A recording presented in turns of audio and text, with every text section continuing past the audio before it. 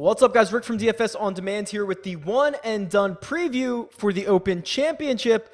If you're looking for the full DFS preview, head over to that video. This is just for the one and done picks in the pool that I'm in. Let's go and see how we are faring, or how we did last week. So last week was a tough one.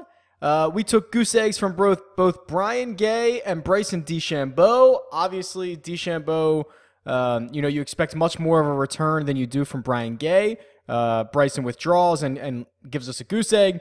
And then Joaquin Niemann, $48,000, as he did not really live up to what our expectations were. So I'll spare you the gory details as far as the standings go. We still have two lineups that are basically middle of the pack for the season long, and one that is darn near close to dead last place.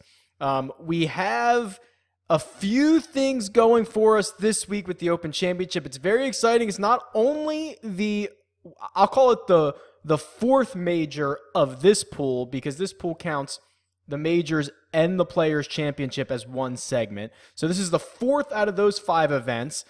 It is also the first event of segment 4, which is the final leg of this. So we can get off on the right foot. Couple things we need to consider here. As we come down the home stretch, there's going to be a lot of large prize pools because of the playoff events. There's 2 majors in here, and we have to really start thinking about lineup construction. I'll talk a little bit more about that in a second, but let's talk about this week.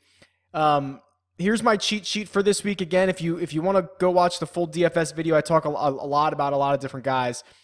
If you have any studs left, now's the time to burn them, right? Big prize pool, a high value tournament to win, especially because it's the start of a new segment and it is a major. So now's the time to burn these guys. If I still had DJ, which I don't, I'd find any possible way to get him into my lineups this week. If you want someone who, I don't know what the actual ownership of these guys are going to be, but I'll kind of just point out a couple guys in each range. I'm big on DJ, obviously at the top. Ricky Fowler, rounding into form, I think is going to be very popular. I like him down here, 16-1 to win. If you want someone a little more contrarian, I wonder, well, actually, I shouldn't say that. I wonder what Stenson's going to be. He's coming off the injury, but he's 25-1. I don't know how many guys are going to roster him. If you want to go lower than that, if you want to be the only guy on some of these players, I think Brandon Grace is a fine play. I think Alex Noren, Adam Scott would be fine. Even if you continue to go down and really wanted to get down here, like Tony Finau, Zach Johnson, like that wouldn't be the worst thing in the world, right? If you really were stuck, or you just wanted to, go completely against the grain, those guys are options. All right, so what are we going to do this week? Well, let me see if I can scroll over and show you this. The problem with my best lineup is I don't have a lot of guys left. In our third lineup, which is the lineup that we've known has been crap for a while, we've been punting a lot of the most recent picks, so we do have a lot of guys left. So this is really going to be an all-out assault on segment 4 in our third lineup. We have Rose, Rahm, JT, Fleetwood, Koepka, Sergio, and Tiger. We have all those guys left, not to mention a lot of other players. Can't really say the same about our first 2 lineups. Our second lineup, we have Justin Rose available. We have Fleetwood available in all 3. We have Sergio available in all 3. We have Tiger available in 2 out of 3. So what I really need to do here, and I'll reveal these one by one, for our first lineup, we're going to go with Tommy Fleetwood. Now, if you watch the DFS video, you know that I'm pretty lukewarm on Tommy Fleetwood. And maybe that's just because I'm getting a vibe from the rest of the industry that he's going to be super, super chalk. So maybe I'm just not as warm as the rest of the industry. I still find him to be a pretty decent play, all things considered, right? The last 2 times he's played on the PGA Tour, it's been the Players with a 7th place finish, a 2nd place at the U.S. Open. The concern here is this, right? It's 3 out of 4 missed cuts at Open Championships, but you're going to hear all the narrative around Tommy Fleetwood this week. So I'm going to roster him in lineup number 1 just because I'm kind of handcuffed into him. I will flip over to the ownership here. So this is the ownership in the pool that I'm in. So like if you had DJ wouldn't you love to use him in a tournament where he's got the best odds to win and 2/3 of the field has already played him? Because that's what's going on here. 66% of the field has used DJ. That's awesome. 65% has played Ricky Fowler already. Finau's been played a ton. John Rahm has been played a ton.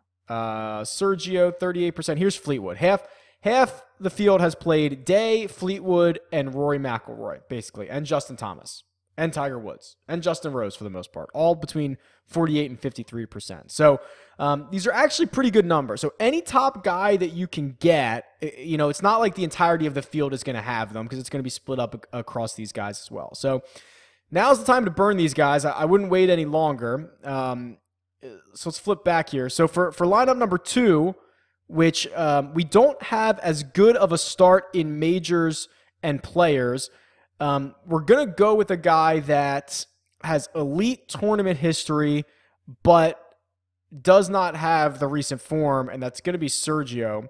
So I think we might be able to get Sergio at a pretty cheap, I shouldn't say cheap, at a pretty low ownership, because this is what we're looking at with Sergio. 3 out of 4 missed cuts, but look at this elite Open Championship history. His skill set, you would think, would fit well at Carnoustie. So, he's actually, no, he lost in a playoff here in the past. So, I mean, a lot of good vibes.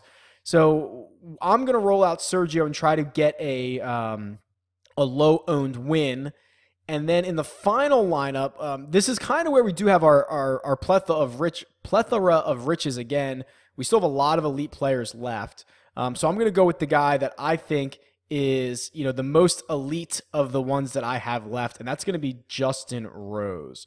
Rosie always plays well at big events, having an unbelievable year. We've talked about him ad nauseum, this season, and we're going to plug him in as our Open Championship pick for lineup number 3. We'll have to start talking in future weeks like how we're going to get creative down the stretch here, because we need to have guys left that are going to be in the playoffs. So when we get down to the Tour Championship, we might end up playing someone we don't want to because we've rostered half the field or 2/3 of the field, or 25 out of 30 guys already. So we'll see as that comes up. We'll start looking at the FedEx Cup rankings and see how likely it is that guys make it through. So that's coming down the stretch, but let's hope for a win. We only have one win this year across, almost, 90 picks? It's almost unfathomable we only have one win. It's been so bad. Let's see if we can get another here. It'll be the perfect time for it. So we've got Rose, Sergio, Tommy Fleetwood. Let me know what you think. Let me know who you're playing. You can tweet me. It's @DFS On Demand, or you can leave a comment below. Good luck, guys. See ya.